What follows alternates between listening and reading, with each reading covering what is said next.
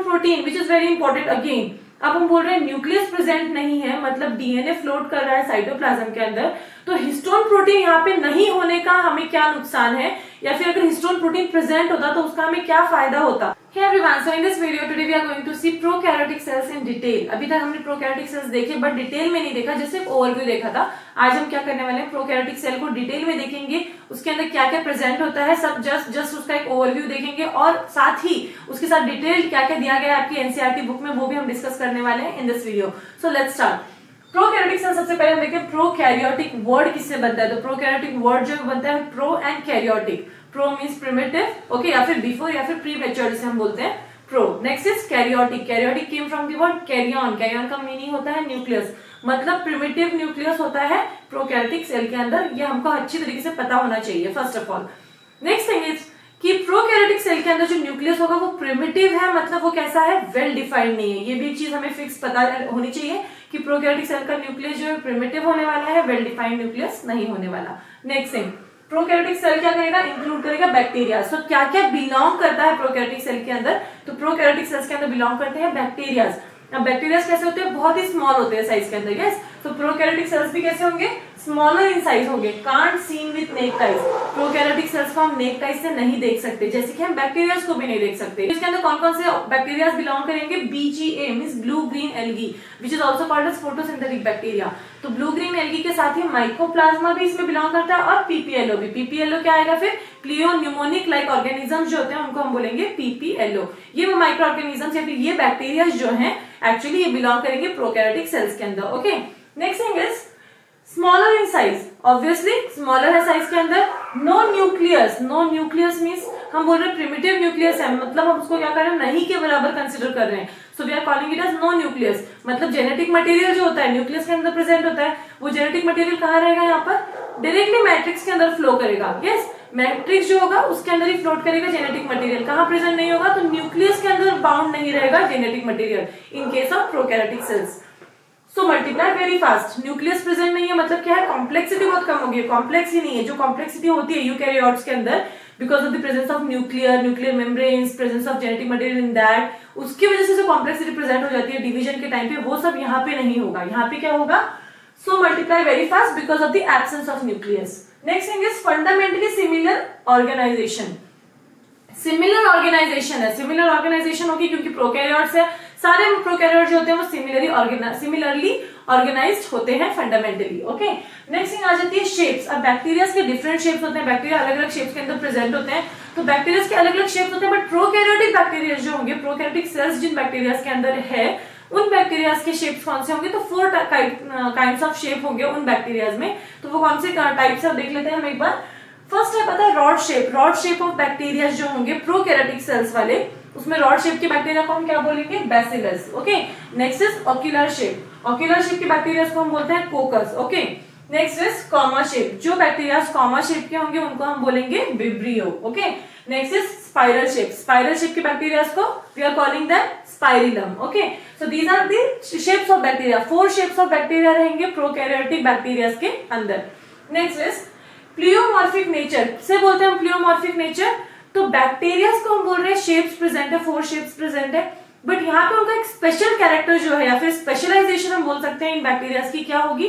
जो prokaryotic cells के जो बैक्टीरिया होंगे ये कैसे होंगे, तो ये प्लियोमॉर्फिक नेचर के होंगे। मींस ये अपना शेप चेंज कर सकते हैं। Shape changing nature of bacteria is called as pleomorphic nature of bacteria. Okay, मतलब इसका मीनिंग होता है कि अगर कोई बैक्टीरिया है जो कि रॉड शेप है, जिसे हम बैसिलस बोल रहे हैं, वो बैक्टीरिया जरूरी नहीं कि उसी शेप के अंदर रहेगा। वो रॉड शेप का तो है बट वो क्या करेगा, ट्रांसफॉर्म हो सकता है किसी और शेप के अंदर। किसी और shape means amongst these 4 shapes only. इन्हीं 4 शेप्स के अंदर वो कोई भी शेप ले सकता है।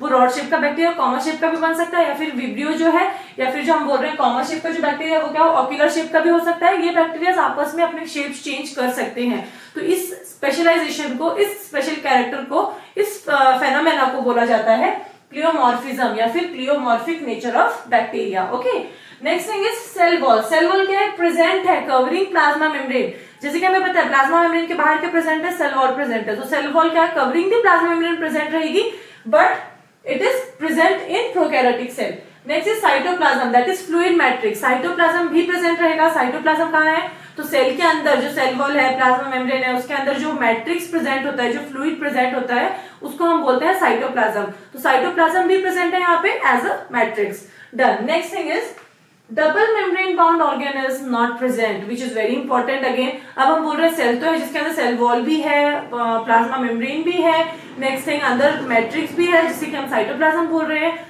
सबसे इंपॉर्टेंट क्या आ जाता है, तो इसके अंदर ऑर्गेनेल्स भी तो होनी चाहिए, but organelles double membrane, double membranous means जिनकी डबल लेयर्ड है, डबल मेम्ब्रेन्स है जिन ऑर्गेनेल्स को, ऐसे ऑर्गेनेल्स प्रेजेंट ही नहीं है किसके अंदर, प्रोकैरियोटिक सेल्स के अंदर। तो उसमें एग्जांपल कौन कौन से आते हैं, एग्जांपल्स आएंगे mitochondria, okay, nucleus, next plastid. ये जो ऑर्गेनेल्स होते हैं जो कि डबल मेम्ब्रेन होते हैं, ये प्रेजेंट ही नहीं होंगे किसमें, प्रोकैरियोटिक सेल्स के अंदर। नेक्स्ट थिंग, सिंगल लेयर के जो सिंगल मेम्ब्रेनस हम बोल सकते हैं जिन्हें, वो ऑर्गेनेल्स भी प्रेजेंट नहीं है प्रोकैरियोटिक सेल्स के अंदर, विच मींस जो कि गोल्गी अपरेटस होता है, लाइसोसोम्स होते हैं, माइक्रोबॉडीज होते हैं, ये सब जो ऑर्गेनेल्स है ये भी प्रेजेंट नहीं होंगे। ये सिंगल लेयर्ड होते हैं बट ये भी प्रेजेंट नहीं है प्रोकैरियोटिक सेल के अंदर। Okay, so this is again a very important thing. अब हम बोलते हैं कि सिर्फ एक ही ऑर्गेनेल है जो कि प्रेजेंट है प्रोकैरियोटिक सेल के अंदर, तो वो कौन सा ऑर्गेनेल रहेगा, that is the one and only ribosome. Ribosome is the only single organelle present in prokaryotic cell. Okay, अब क्वेश्चन क्या आता है यहाँ पे, द क्वेश्चन अराइजेस इज कि डबल मेम्ब्रेनस ऑर्गेनेल्स भी प्रेजेंट नहीं है प्रोकैरियोटिक सेल के अंदर, सिंगल मेम्ब्रेनस ऑर्गेनेल्स भी प्रेजेंट नहीं है प्रोकैरियोटिक सेल्स के अंदर। ओके, राइबोसोम क्या है, फिर उसकी लेयर कैसी है, फिर उसकी मेम्ब्रेन्स कैसी है। तो गाइस जो राइबोसोम है that is the non membranous organelle और that is the non membranous component which is present in prokaryotic cell.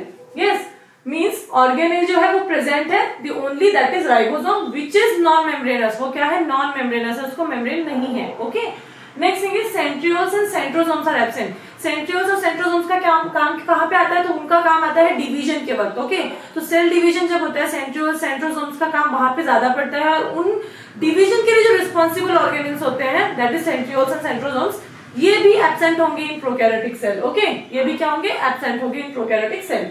Next thing is naked genetic material. Genetic material कैसा है, तो नेक्ड है। नेक्ड होने का मीनिंग क्या है, ऑब्वियसली हम क्या बोल रहे हैं, न्यूक्लियस तो नहीं के बराबर है, मींस न्यूक्लियस प्रेजेंट ही नहीं है। न्यूक्लियस प्रेजेंट नहीं मतलब जेनेटिक मटेरियल कहाँ पे फ्लोट कर रहा है, मैट्रिक्स के अंदर, मींस साइटोप्लाज्म के अंदर फ्लोट कर रहा है। साइटोप्लाज्म के अंदर genetic material means DNA we are calling it, वो फ्लोट कर रहा है, मतलब वो कैसा है, नेक्ड है, उसको आउटर कवरिंग ही नहीं है, उसको न्यूक्लियस की कवरिंग नहीं है। यस, तो नेक्ड जेनेटिक मटेरियल प्रेजेंट है। No histone protein which is very important. Again अब हम बोल रहे हैं न्यूक्लियस प्रेजेंट नहीं है, मतलब डीएनए फ्लोट कर रहा है साइटोप्लाज्म के अंदर, तो हिस्टोन प्रोटीन यहाँ पे नहीं होने का हमें क्या नुकसान है, या फिर अगर हिस्टोन प्रोटीन प्रेजेंट होता तो उसका हमें क्या फायदा होता। यस, तो histone protein is nothing but the packaging protein. Okay, histone का काम क्या है, उस प्रोटीन का काम है पैकेज करना। अब पैकेजिंग इन द सेंस हम एग्जांपल लेते हैं कि अगर हम कहीं बाहर जा रहे हैं and we are packing our bags. Okay, हम क्या करते हैं, बैग्स को पैक कर लेते हैं। बैग्स को पैक कैसे करते हैं, तो कभी भी जितना सामान हम डिसाइड करते हैं उतना सामान हम उस बैग में बिठाते ही नहीं है, हम क्या करते हैं, एक्स्ट्रा का सामान उसमें बिठाने की कोशिश करते हैं। यस, तो हम अगर बैग को खुला रख के सामान भर दे जितना हमें उसमें भरना है, उतना वॉल्यूम, उसका डबल वॉल्यूम दिखता है, लेकिन हम जब बैग को पैक कर देते हैं तो उतना ही वॉल्यूम हम उसके अंदर सेट कर देते हैं। यस, उसके सरफेस एरिया को हम और ज्यादा बढ़ा देते हैं और हम अच्छी तरीके से बैग को पैक करते हैं, ज्यादा चीजें जो उसमें बैठ नहीं सकती वो भी हम बिठा देते हैं। उसका मीनिंग क्या हो जाता है, हमने कम जगह में ज्यादा मटेरियल को एडजस्ट कर दिया, that is called as packaging actually. Okay, यहाँ पे हिस्टोन प्रोटीन का काम वही सेम है, वो क्या करता है, यहाँ पे पैक किसको करेगा, वो जेनेटिक मटेरियल को पैक करने में हेल्प करेगा। किसके अंदर पैक करेगा, तो न्यूक्लियस के अंदर पैक करेगा। यस, अब हम बोलते हैं पैकेजिंग की क्यों जरूरत है डीएनए को या फिर जेनेटिक मटेरियल को, तो डीएनए की आपको लेंथ पता है क्या होती है, डीएनए की लेंथ अराउंड 2 मीटर से ऊपर ही होती है, 2 मीटर टू 2.5 मीटर। ओके, इस लेंथ का मींस एक दुपट्टे के लेंथ का अगर डीएनए है, उसको हम सेल के अंदर हम बोल रहे हैं, सेल हम बोलते हैं कि हम नेक्ड आई से देख नहीं सकते, वो बहुत माइन्यूट होते हैं, माइक्रोस्कोपिकल होते हैं। सेल्स के अंदर न्यूक्लियस के अंदर डीएनए, सो इतना जो लेंदी डीएनए है उसको हम उस न्यूक्लियस के अंदर फिट कर रहे हैं, तो उसका काम कौन कर रहा है, उसके लिए कौन रिस्पॉन्सिबल है जो कि ये काम कर रहा है उस न्यूक्लियस के अंदर फिट करने का डीएनए को, तो that work is done by histone protein. Okay, so this is the use of histone protein, very important. Again आप ध्यान से इसको अच्छे तरीके से रिवाइज कीजिए जिससे कि आपको एग्जाम में कोई भी डिफिकल्टी से आएगी नहीं, और एमसीक्यूज भी इसमें पूछे जाते हैं, तो आपको ये क्लियर होना चाहिए point. Next thing is no well defined nucleus, the same thing again, no well defined nucleus will be there in prokaryotic cell. Next हम देखते हैं यहाँ पे जेनेटिक मटेरियल। जेनेटिक मटेरियल कैसा होगा अब जो प्रोकैरियोटिक सेल्स है उनके अंदर, तो यहाँ पे in cytoplasm obviously genetic material जो है, अब हमें थोड़ी बहुत चीजें जो है वो क्लियर आउट हो चुकी है जेनेटिक मटेरियल की भी, जब हम पहले अभी देख रहे थे पॉइंट्स, तो इसी के साथ हम जेनेटिक मटेरियल को डिस्क्राइब कर सकते हैं। क्या है? इन साइटोप्लाज्म फ्लोट कर रहा है। जेनेटिक मटेरियल कैसा है? नेक्ड है, साइटोप्लाज्म के अंदर फ्लोट कर रहा है। यस, आउटर कवरिंग नहीं है। डीएनए, न्यूक्लियोइड और जीनोफोर, हम न्यूक्लियोइड और जीनोफोर किसको बोल रहे हैं? जेनेटिक मटेरियल को ही बोल रहे हैं, दैट इज डीएनए। वो कैसा है? डबल स्टैंडर्ड है। डबल स्टैंडर्ड डीएनए प्रेजेंट रहेगा, सर्कुलर रहेगा, नॉट लाइक यूकैरियोट्स। यूकैरियोट्स में कैसा रहेगा? लीनियर रहेगा। यहाँ पे कैसा रहेगा? डबल स्टैंडर्ड है बट लीनियर नहीं है, circular DNA is present. It is a main genomic DNA. This is again very important thing. हम ऐसा क्यों बोल रहे हैं कि ये मेन जीनोमिक डीएनए है? ये जो डीएनए है जिसे हम जेनेटिक मटेरियल बोल रहे हैं प्रोकैरियोटिक सेल का, उसको हम मेन क्यों बोल रहे हैं? क्या वहां पे कोई और भी डीएनए प्रेजेंट है कि जिसकी वजह से हम इसको मेन डीएनए बोल रहे हैं? तो yes, there is another DNA present but only in some bacterias. Okay, the condition is कि another DNA is present, but कहां पे प्रेजेंट होगा? कुछ बैक्टीरिया के अंदर एक्स्ट्रा क्रोमोसोमल डीएनए प्रेजेंट होता है। उस कंडीशन में हम क्या बोलते हैं? इस डीएनए को मेन जीनोमिक डीएनए बोलते हैं। और वो जो डीएनए होगा वो एक्स्ट्रा क्रोमोसोमल डीएनए प्रेजेंट होगा, उसको हम बोलते हैं प्लास्मिड। Got it? प्लास्मिड जो है एक्स्ट्रा क्रोमोसोमल डीएनए प्रेजेंट होता है only in some bacterias, not in all bacterias. But जिन बैक्टीरियाज के अंदर प्लास्मिड एक्स्ट्रा क्रोमोसोमल डीएनए करके प्रेजेंट होगा, उन बैक्टीरियाज के अंदर जो मेन जीनोमिक डीएनए होगा वो यही डीएनए होगा जो कि हमारा जेनेटिक मटेरियल है प्रोकैरियोटिक सेल का। Got it? Next thing, plasmid जो हम बोल रहे हैं, क्या होता है फिर? Plasmid means extra chromosomal DNA present है, बट क्या है वो प्लास्मिड? तो plasmid possesses unique phenotypic characters, okay, like resistance to antibiotic. Plasmid क्या करता है? एंटीबायोटिक्स की तरफ रेजिस्टेंस डेवलप करने में हेल्प करता है। And most important is it possesses unique phenotypic characters. Unique phenotypic characters possess करने का मीनिंग क्या है? फिनोटाइपिक कैरेक्टर का मीनिंग क्या है? तो ये समझ लेते हैं हम एक बार। अगर हमें कोई भी चीज है, उसको अगर कोई एक अलग सी चीज हेल्प कर रही है या फिर कोई एक अलग सी चीज ट्रिगर कर रही है जिससे कि उस चीज का स्ट्रक्चर चेंज हो रहा है, चेंज इन द सेंस एक अलग से स्ट्रक्चर हमें दिखाई दे रहा है। यस, मींस फिजिकल अपीयरेंस में अगर कोई भी अलग सी चेंजेस हमें किसी चीज की वजह से दिखाई दे रहे हैं, तो वो जो चीज है, वो जो कंपोनेंट है, उसे हम क्या बोलेंगे? फिनोटाइपिक इन नेचर बोलेंगे। कोई भी चीज के अंदर, यहीं पे एग्जांपल ले लीजिए आप सिंपल सा। अगर अभी हम नेक्स्ट वीडियो के अंदर इसका स्ट्रक्चर अच्छी तरीके से देखने ही वाले हैं, वहां पे हम देखते हैं पिलाई फॉर्म होंगे। यस, पिलाई फॉर्म होता है, किससे फॉर्म होता है? प्लास्मिड से। मतलब यही जो प्लास्मिड है, एक्स्ट्रा क्रोमोसोमल डीएनए जो प्रेजेंट है प्रोकैरियोटिक सेल के अंदर, ये क्या करता है? इन टर्न पिलाई फॉर्म करता है। मींस उसी सेल के अंदर से वो एक अलग से स्ट्रक्चर फॉर्म कर रहा है जिसे कि हम पिलाई बोल रहे हैं। सो प्लास्मिड को हम क्या बोलते हैं? फिनोटाइपिक इन नेचर बोलेंगे, क्योंकि उसके अंदर फिनोटाइपिक कैरेक्टर्स है, वो एक अलग से स्ट्रक्चर बनाने के लिए रिस्पॉन्सिबल हो रहा है। Yes, next thing is it is also circular double standard DNA. क्या होगा? प्लास्मिड क्या है? वो भी extra chromosomal DNA. Yes, it is not the main genetic material और it is not the main genomic DNA, but it is also double standard DNA.